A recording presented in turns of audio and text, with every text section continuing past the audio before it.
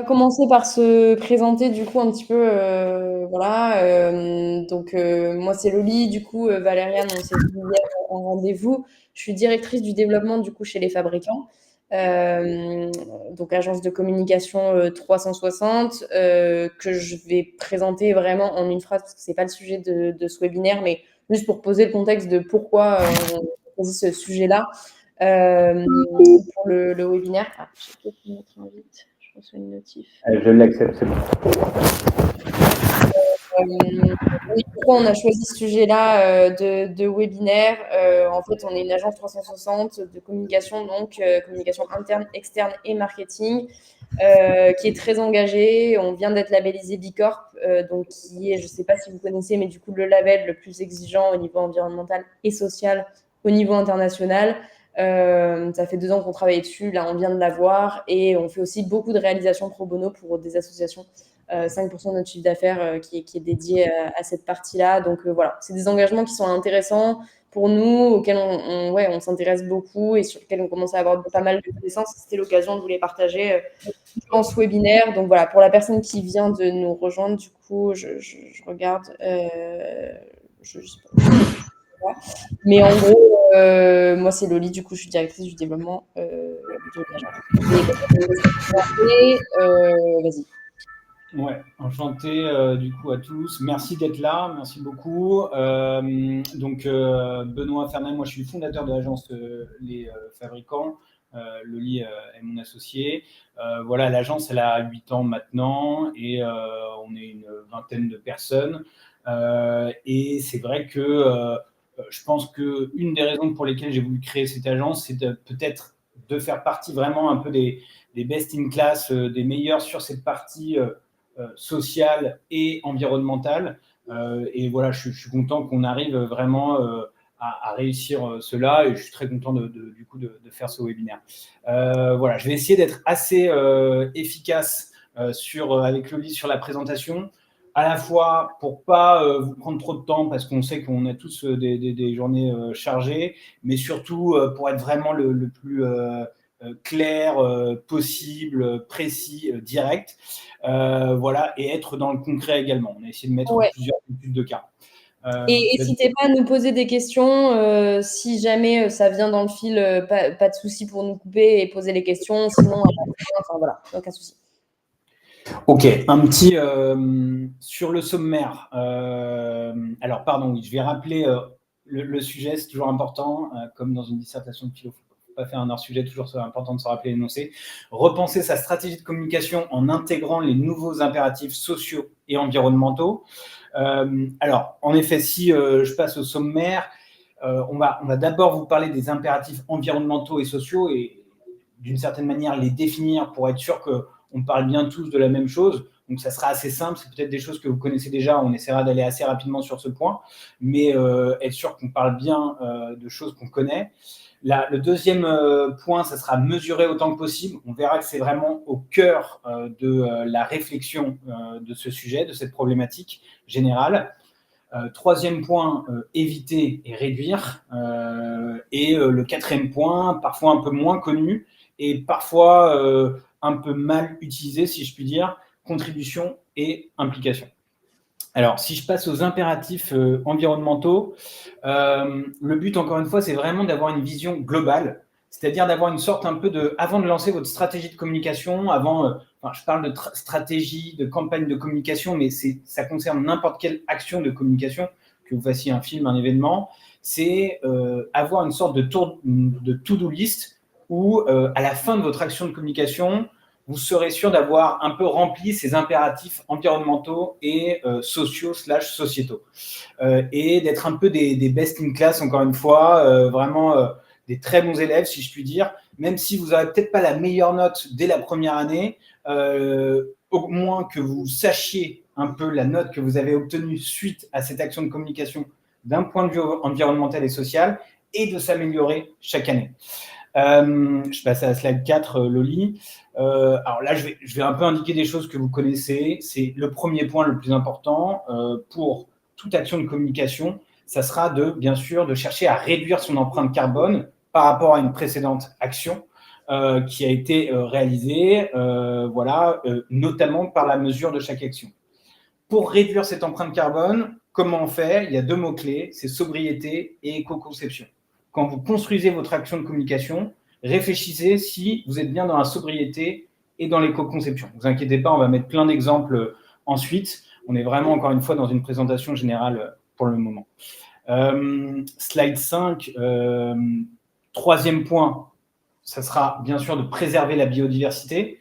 Là, je pense un peu plus dans un cadre événementiel, le sol, les eaux, les forêts, les matières premières. Et le 4e point, 3 et 4 sont vraiment à égalité, préserver les ressources. Là, le mot que vous connaissez très bien, c'est réemploi, recyclage. On parle bien sûr d'économie circulaire. Donc ça, c'était les impératifs environnementaux. Si on parle un peu des impératifs sociaux qui sont un peu moins connus, il y a un petit... Tu peux accepter peut-être. Ouais, c'est bon. Ok. Vous me dites si je vais trop vite, je vais un petit peu plus vite sur cette partie-là que vous connaissez bien. Impératifs sociaux, c'est on s'assure qu'on respecte l'inclusion et la diversité. Si on fait une campagne d'affichage, est-ce qu'il y a vraiment une diversité dans cette campagne d'affichage avec bien sûr des représentations non stéréotypées. Ça peut prêter à sourire, mais si vraiment, j'allais dire, je vous invite à marcher dans la rue, je pense que vous le faites déjà, mais si vous marchez dans la rue, dans le métro, je pense que chaque mois, je ne vais pas dire tous les jours, vous voyez encore une fois des campagnes d'affichage, parfois des vidéos via le Digital Out of Home, qui ne respectent pas ces critères-là. Éthique et transparence, la législation européenne est de plus en plus forte là-dessus, mais avoir un storytelling qui est extrêmement vrai, extrêmement clair, ne vous risquez pas à jouer avec la vérité, vous ferez forcément rattraper par votre site, par votre audience, par vos consommateurs. Donc j'y viens, le respect des consommateurs, qui fait directement écho à ce que je viens de dire.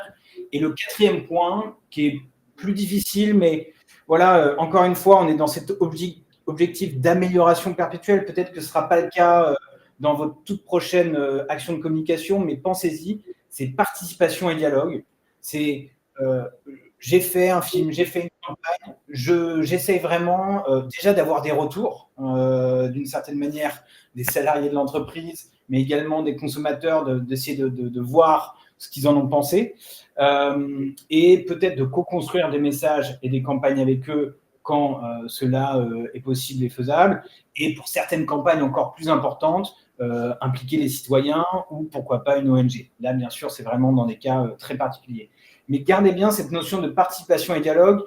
Ça peut être vraiment des tout petits pas au début et ces petits pas vont progressivement grandir au fil des années si vous l'avez bien en tête. Alors, c'est toujours moi là, le lien, c'est après, c'est toi. Ok. Alors, une fois qu'on a dit ça, on va vraiment passer dans le concret. Et quand on est dans le concret, donc pour avoir une stratégie, une campagne de communication responsable d'un point de vue social et environnemental, le premier step, c'est mesurer. Il ne se passe rien si on ne mesure pas. Si on ne mesure pas, on est totalement dans le vide.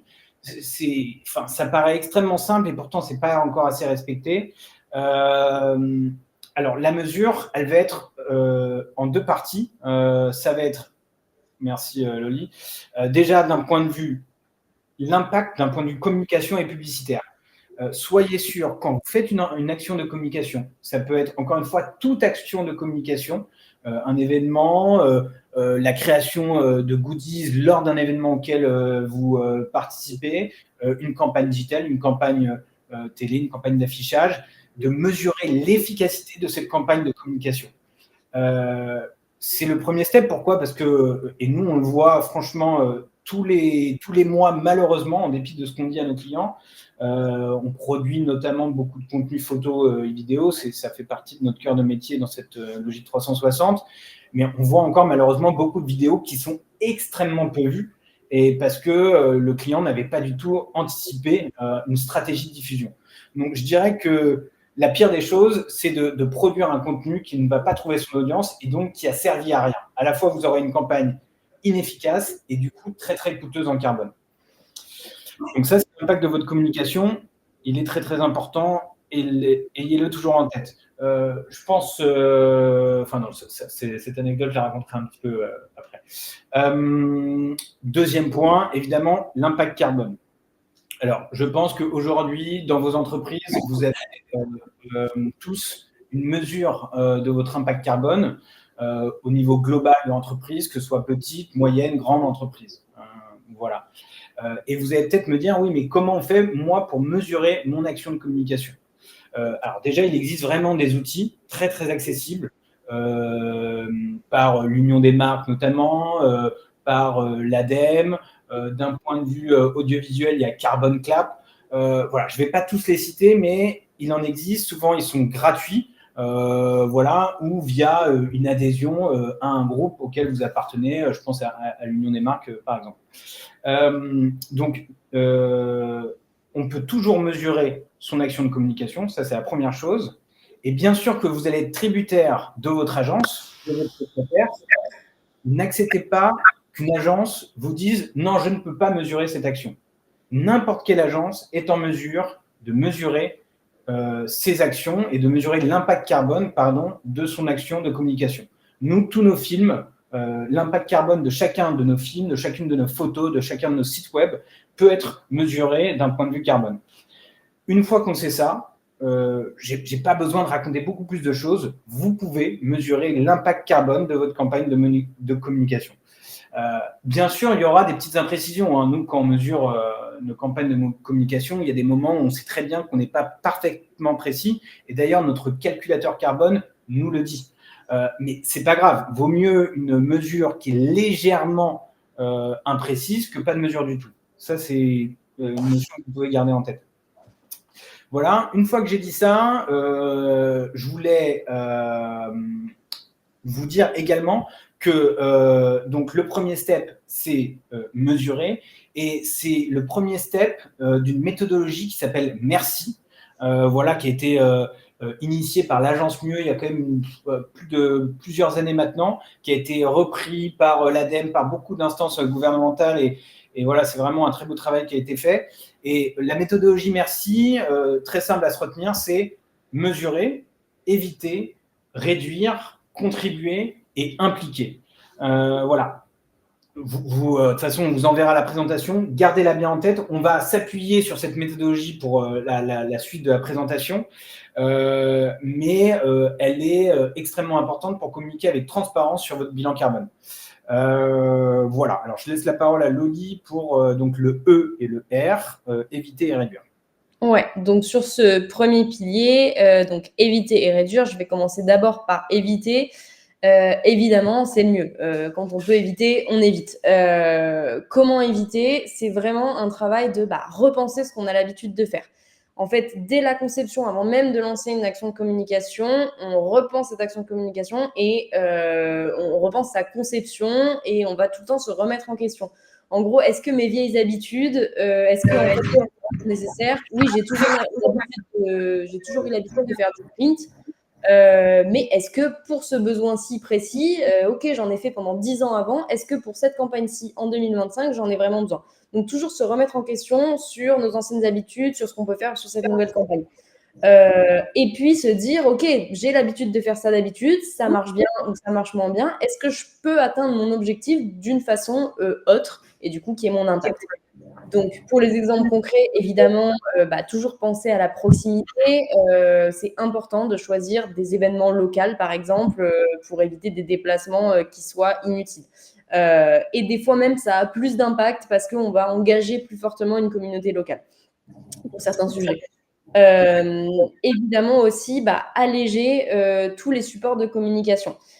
Si j'ai une campagne qui se divise à la fois en impression et en digital, toujours se demander, est-ce que je peux pas juste passer par un support de diffusion? Est-ce que ça marchera pas aussi bien? Et donc, du coup, éviter complètement mon impression massive de brochures papier. Si je peux le remplacer par une version digitale qui soit bien pensée et qui soit éco-conçue, ça, j'y reviendrai après. Voilà. Au niveau de la pertinence, Benoît en parlait un petit peu, ça rejoint le premier point de se dire, est-ce que ma campagne fonctionne? Un exemple très fort, c'est celui des goodies. Bon, les goodies, ça fait plaisir sur le moment, mais bon, au bout d'une semaine ou un peu plus, si on a de la chance, en général, ça finit à la poubelle des collaborateurs. On en a plutôt l'habitude. Et donc, dans cette même optique, réfléchir aussi à tout ce produit. Des fois, on a tendance à produire des choses très, très datées. Quelque chose qui va être brandé 2025 va avoir du mal à suivre dans le temps et à vivre l'année prochaine. Voilà, donc toujours se poser des questions sur la pertinence et éviter, par exemple, les guides en massif. Et trouver des solutions peut-être pour faire exister sa campagne et pour concevoir sa campagne autrement. Par exemple, on a mis le studio, l'intelligence artificielle. Alors attention, là, bien sûr, ça a des coûts, hein, ça a des coûts énergétiques, ça a un impact carbone, mais c'est quand même de la réduction par rapport à un tournage à l'étranger, encore une fois. Voilà, donc ça c'est vraiment le premier step. Si vous pouvez éviter des choses, c'est évidemment ce qu'il faut privilégier. Et des fois, même en évitant, on va se retrouver sur une campagne de communication peut-être qui est plus simple, qui a qu'un canal de diffusion, mais qui du coup va être vachement plus pertinente parce qu'on concentre tous ses efforts dessus. Donc des fois, cet évitement peut aussi la campagne. Pour le deuxième point, donc c'est la réduction. Évidemment, il y a des fois où on ne peut pas éviter. Et donc, dans ce cas-là, il faut reprendre vraiment tout le cycle de la conception, regarder étape par étape ce qu'on peut limiter, ce qu'on peut réduire. Des exemples très concrets pour des tournages, pour des shootings, évidemment, il faut jouer sur l'agilité. On peut soit réduire l'équipe, évidemment, on peut mutualiser les transports plutôt que de faire 15 transports différents qui viennent de 15 villes différentes à 15 dates différentes. Si on mutualise tout, ça fait des gains. Bon, évidemment, sur les transports, le train est le moyen vraiment à privilégier et on bannit l'avion parce que ça fait exploser direct l'empreinte carbone. Et puis, on a aussi l'option de choisir des équipes locales. C'est quelque chose qu'on fait beaucoup, nous, pour nos tournages et on se rend compte que ça marche tout aussi bien. En fait, on a une personne qui dirige, qui va gérer l'équipe, qui va venir de notre agence parisienne. Et après, les équipes techniques vont être des équipes locales. Et on se rend compte que finalement, en local, on trouve aussi des talents et la chef de projet qui manage un peu tout ça va pouvoir assurer le même suivi que si on avait notre équipe parisienne qui descendait en région. Donc ça, c'est assez important, surtout pour des projets récurrents, etc. Évidemment, tout ce qui est compression, donc là, je parle sur le digital notamment, c'est le moyen numéro 1 de réduire ce qu'on diffuse en digital. Donc, compression, évidemment, des vidéos, des images, limiter les formats lourds, trouver aussi d'autres moyens de diffuser, donc pas de lien téléchargement, ce genre de choses. Il y a plein de moyens de les réduire. Et il y a beaucoup aussi également de solutions bas carbone, des serveurs hébergés en France pour avoir vraiment un hébergement local. Le recyclage, évidemment, pour l'édition, par exemple, papier recyclé, sur un petit peu plus important à savoir, son imprimeur, donc avec des impressions locales. On ne fait pas imprimer à Paris si on veut diffuser à Marseille, parce qu'on va avoir des coûts de livraison qui vont s'ajouter, des impacts carbone de livraison qui vont s'ajouter. Évidemment, éviter la surproduction, toujours bien redéfinir ses objectifs, adapter à sa cible, pas besoin d'imprimer en 10 000 exemplaires si 5 000 auraient suffi. Donc voilà, vraiment bien se poser des questions. Sur la même thématique que le recyclage, on a aussi utilisé du matériel reconditionné pour tout ce qui est prestations techniques, sur par exemple la réalisation de shooting, la réalisation de tournage. Nous, on est 100% matériel reconditionné, donc même les ordis que nos équipes utilisent, les stations de montage, etc. Voilà. Donc ça, c'est très important. Pour la sobriété, évidemment, toujours repenser son action de com avec des objectifs de sobriété en tête. Pour les événements et pour les déplacements, il y a toujours cette partie sur le catering, donc la restauration, avoir quelque chose en circuit court, végétarien, réduction des déchets, une meilleure gestion des déchets sur les équipes, sur les lieux d'événements, proposer des solutions de covoiturage. Donc ça, c'est plus pour les choses qui se passent comme des tournages des événements et sur, par exemple, du digital, que ça soit, par exemple, du web design, ou de la conception de newsletter, on peut faire de ce qu'on appelle de l'éco-conception, de l'éco-design, qui va en fait réduire les ressources demandées. Voilà. Ça, c'est aussi assez important. Ouais. Quelques mots pour compléter ce que vient de dire Loli. Bon, déjà, nous, on est une entreprise, on recherche la croissance d'une certaine manière parce que voilà, c'est comme ça qu'une entreprise évolue et grandit. Donc, on reste pro-business. Et quand on parle de goodies, encore une fois, c'est est-ce que c'est pertinent ou est-ce que c'est pas pertinent? Je pense à Lidl qui avait plusieurs goodies quand on les suivait sur le salon de l'agriculture il y a 4-5 ans. Stylo, sac cabas et d'autres exemples également.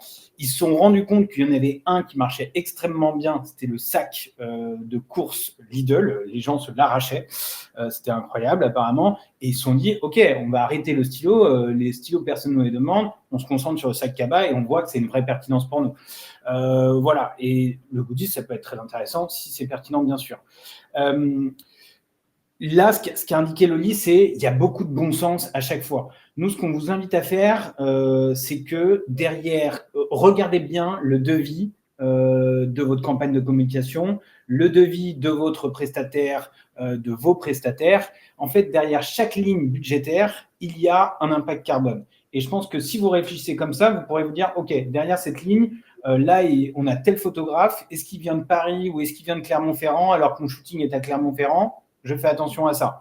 Voilà. Et je voulais également rajouter sur l'eco-design, en fait, vous le vivez tous les jours, peut-être en regardant, en allant sur Canal+, ou je crois qu'Arte le fait, où il vous propose de regarder vos films avec une certaine résolution qui va être plus ou moins écologique. Ça ne vous coûte rien et vous avez peut-être une meilleure vision de Arte ou France Télévisions quand vous voyez qu'ils vous proposent ça. Bicorp, le site de Bicorp le fait aussi. Donc, on reste d'une certaine manière pro-business. Je pense que c'est intéressant pour ne pas vous effrayer parce que voilà, je sais que c'est un point important.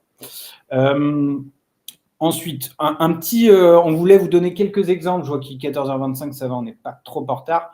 On voulait vous donner quelques exemples par prestation.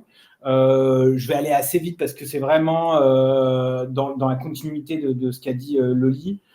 Dans le print, ça va être utiliser des encres à l'eau ou végétales, par exemple, ajuster les quantités aux besoins et travailler avec des imprimeurs labellisés. Regardez bien les labels et soyez, encore une fois, exigeants sur ce que vont vous dire vos prestataires, vos imprimeurs, dans ce cas-là, sur le label qu'ils utilisent. Et regardez bien la qualité du label. Maintenant, avec ChatGPT, si en plus vous lui demandez bien ses sources, il va vite vous répondre sur « Ok, est-ce que c'est vraiment un label fort ?» en vérifiant bien les sources de ChatGPT, encore une fois. Affichage, bien sûr, ça va être le recyclage, le réemploi une fois la campagne effectuée. Pour le digital out of home, ça va être bien sûr des équipements sobres. Encore une fois, challenger votre campagne de diffusion avec votre prestataire. Le digital, pour ne pas répéter ce qu'a dit Loli, je vais juste évoquer ce point-là, c'est vérifier qu'il y aura bien un nettoyage des données en fin de campagne.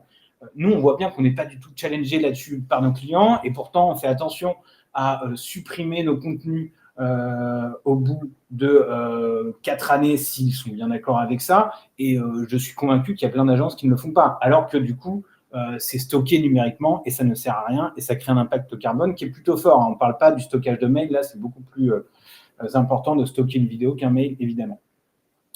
Pour l'audiovisuel, voilà, j'en ai parlé à l'instant, ça rejoint un peu le digital. Et voilà, je ne vais pas citer tous les exemples. Pour l'événementiel, ça peut être choisir des lieux ISO 20121, ou des traiteurs labellisés écotables. Voilà, c'est vraiment avoir cette rigueur un peu permanente lors de la construction de votre campagne et de votre budget. Pour rester dans le concret, Loli, je te laisse continuer avec des campagnes qui ont été faites récemment. Donc, quelques exemples inspirants du coup de campagnes qu'on a relevées. Donc, je vais aller assez vite dessus, mais ça donne des exemples un petit peu concrets. La FDJ vraiment a mis en place une stratégie très globale sur toute leur campagne publicitaire voilà, pour réduire l'empreinte carbone. C'est vraiment un gros travail qu'ils ont fait sur notamment la sensibilisation des équipes. Donc avec des ateliers, on parle beaucoup de la fresque du climat. Il existe aussi la fresque de la pub du coup, qui reprend un peu ce modèle-là.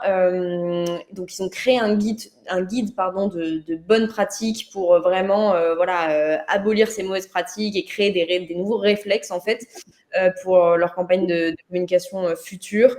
Et ils ont mené aussi beaucoup de tests avec Pierre et Impact Plus pour encore diminuer leur impact carbone. Et on a de vrais résultats, du coup, presque moins 20% d'émissions sur leur campagne digitale, moins 28% avec la CV, qui est donc l'analyse du cycle de vie. Donc, c'est vraiment reprendre chaque étape de la conception de la campagne, de la conception d'un produit, et sur chaque étape, se poser des questions et se dire comment réduire ça, comment réduire l'impact de cette étape, etc. Étape par étape. Voilà. Et donc, maintenant, c'est des normes qu'ils appliquent sur absolument toute leur campagne digitale branding. Donc, c'est une assez grosse action de la part de la FDJ. Pour parler d'une campagne beaucoup plus ponctuelle, mais où il y a eu aussi quand même de gros impacts. Donc, campagne 20 fois moins impactante, moins 99% d'émissions liées en transport. C'est donc Guerlain sur une campagne qui s'appelle Aqua Allegoria. Là, pour le tournage, pour le shooting de toute sa pub, ils sont passés par des équipes locales, un tournage local. Il y avait du coup dans ce tournage beaucoup de décors et d'accessoires du coup en seconde main, ou alors si ça avait été acheté, ils ont été réemployés ensuite pour d'autres projets. C'était avec beaucoup un décor très floral, donc que des fleurs locales et de saison, travailler avec des artistes locaux aussi. Même la diffusion en fait a été pensée en mode sobre, donc papier recyclé évidemment, échantillon responsable, et prolonger aussi la campagne jusqu'en 2024 pour qu'elle vive un petit peu plus et que ça amortisse un petit peu plus l'impact carbone. Voilà. Au niveau de GRDF, donc ça c'est un avec GRDF.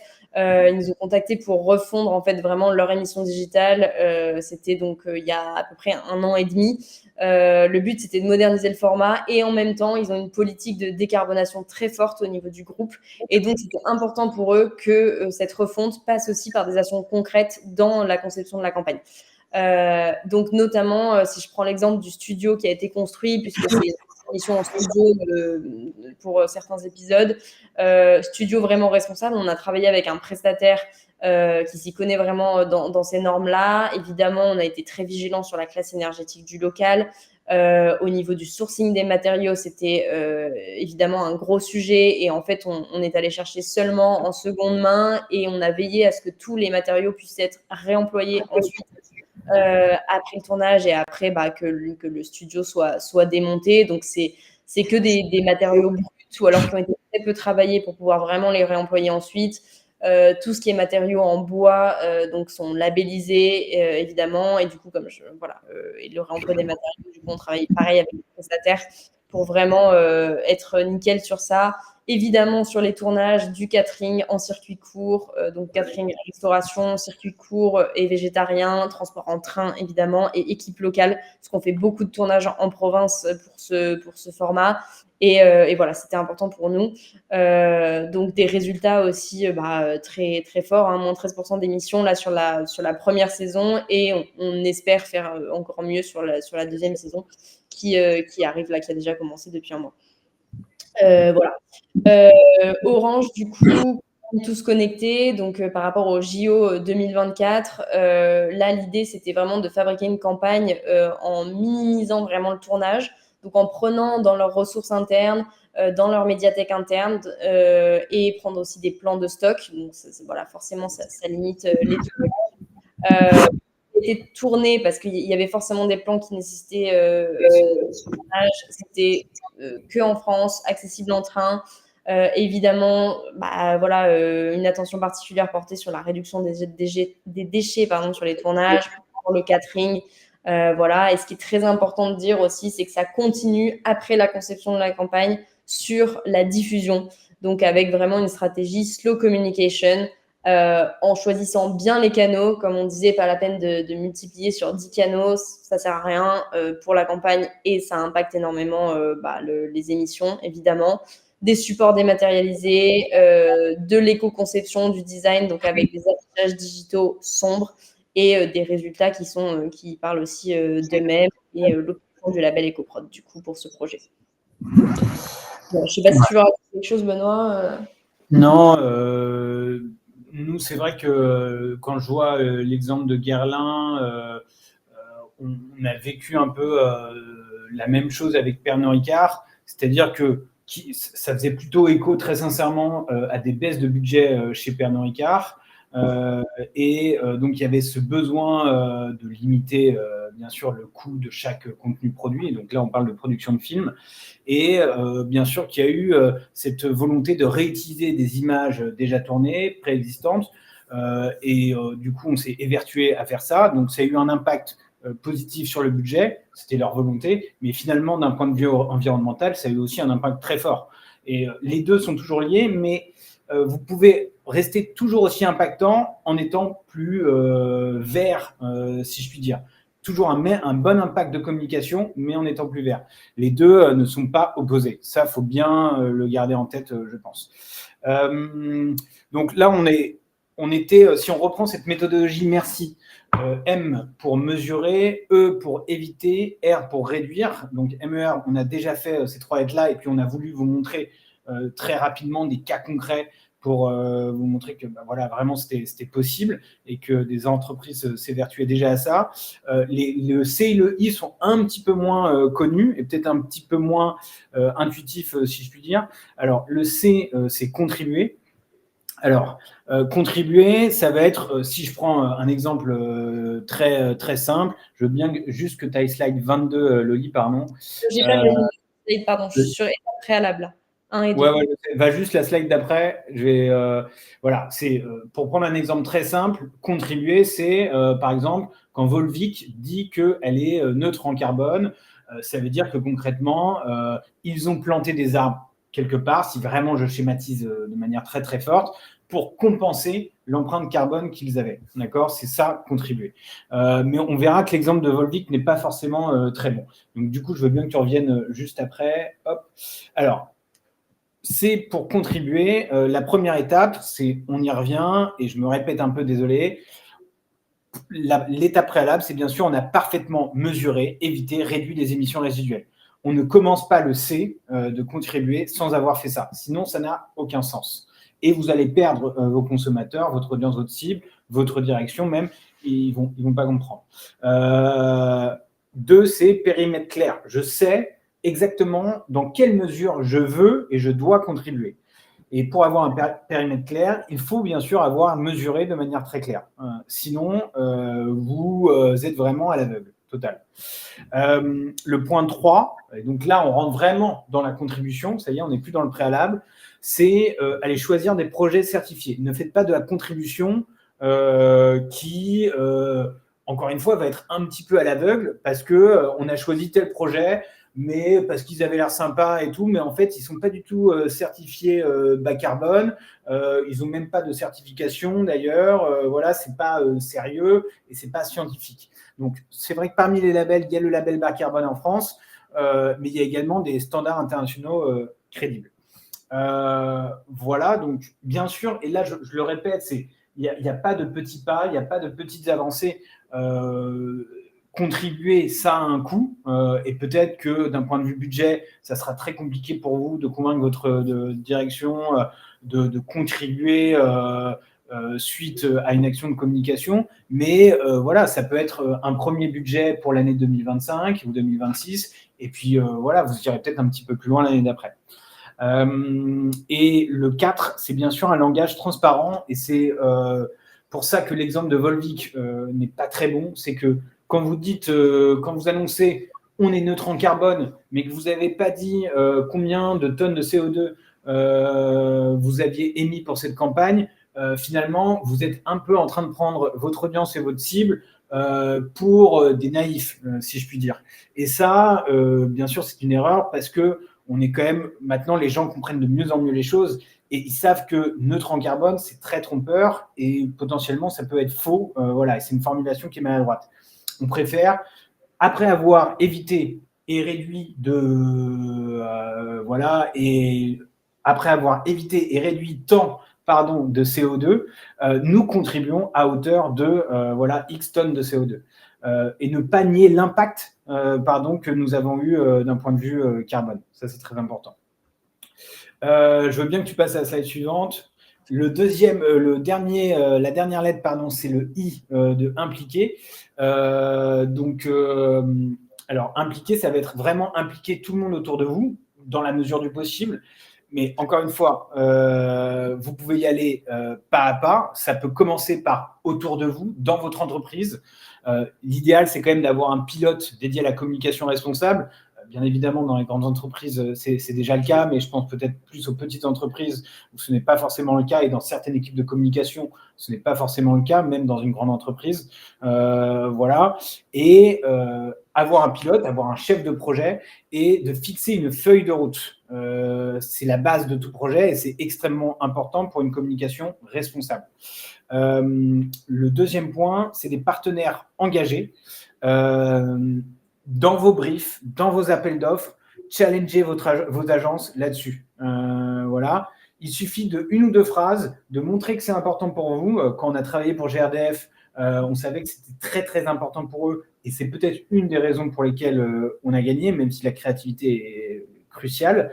Mais voilà, cette petite phrase dans un brief, dans un appel d'offres, vous verrez, ça va faire une grosse différence dans la manière dont ils vont travailler pour vous.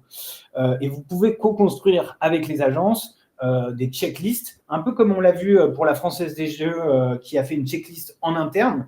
Mais construire une checklist en interne ou auprès de vos agences, ça va créer une vraie différence et c'est pas un si gros travail que ça. Voilà, je veux bien que tu passes à la slide suivante, Lily. Formation, on en a parlé avec la fresque du climat, mais bien sûr, il ne faut pas que ça s'arrête à la fresque du climat. Parfois, la fresque du climat, on l'a fait une fois, et puis 3 ans après, il n'en reste plus grand-chose.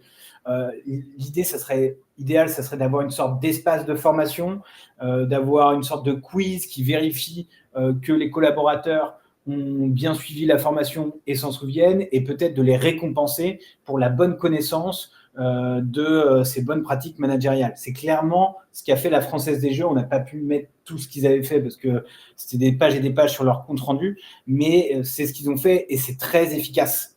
Voilà. Et en plus, c'est très valorisant pour eux aussi et pour votre entreprise.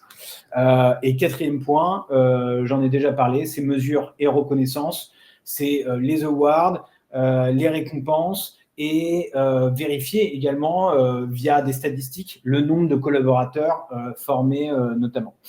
Voilà, on a vraiment, je ne sais pas si tu voudras dire un petit mot également pour conclure, Loli, mais on a vraiment voulu suivre toute l'étendue de cette stratégie de campagne et de communication responsable d'un point de vue social et environnemental. Je pense que voilà, le mot à retenir, c'est merci, qui est vraiment un bon moyen mémotechnique pour savoir les différents steps que vous devez faire. Je commence un peu à fatiguer. Et je sais que je l'ai répété plusieurs fois, mais je crois que c'est un message qui est très important. N'ayez pas peur des petits pas et vous verrez que progressivement, ça va évoluer, ça va faire tache d'encre autour de vous et ça va créer un cercle vertueux.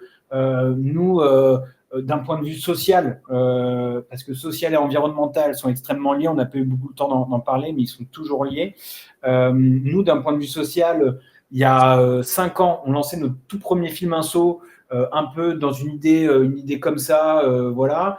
Et aujourd'hui, ça représente à peu près 200 000 euros de films associatifs donnés chaque année. Donc, c'est vraiment quelque chose qui a grandi et parce que les collaborateurs étaient motivés. Et on est une petite agence d'une vingtaine de personnes. Donc, voilà, un petit exemple, mais c'est souvent comme ça que ça fonctionne. Loli, je ne sais pas si tu voulais dire quelque chose.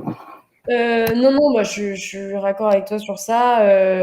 Donc j'ai bien vu les commentaires du coup, dans le chat là, mon quatrième pas de souci et Viviane, oui, qui répondait par rapport à Volvic sur le greenwashing. Donc oui, effectivement. Voilà, je ne sais pas si vous avez des questions par rapport à ce qui s'est dit, peut-être vous avez des choses à ajouter ou des questions par rapport à vous, votre entreprise ou à la présentation en général. N'hésitez pas, soit dans le chat, soit en micro, voilà.